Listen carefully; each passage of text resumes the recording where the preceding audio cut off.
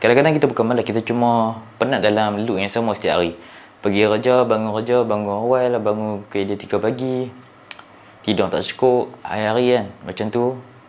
Takkan 30 tahun nak hidup macam tu kan. Sampai satu tahap, dia akan rasa stuck tau. Kira dia tak bergerak, income cukup-cukup. Nak ubah hidup tapi tak tahu nak mula dari mana. Sebab tu, saya percaya orang yang biasa boleh berjaya kalau ada development, okay? Dia ada skill baru dan dia nak terukar. Bukan untuk terus jadi macam influencer, bukan untuk jadi influencer pun. Dia macam satu skill untuk membantu kita ke depan nanti. Bukan untuk terus berhenti kerja, bukan. Tapi untuk bina aset jangka panjang.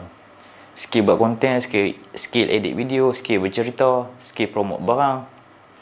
Satu video mungkin nampak kecil, tapi kalau kau buat konsisten, dia boleh buka peluang baru. Kalau kau rasa stuck dan mula buat konten, walaupun tak pandai edit, saya ada mini course khas untuk beginner. Saya tunjuk cara mula buat konten simple di bawah 30 minit, guna phone, guna yang benda simple. Okay, boleh belajar dekat situ. So kalau berminat boleh klik link dekat bio dan bina skill tu mulai hari ni. Jangan tunggu, jangan overthinking sangat.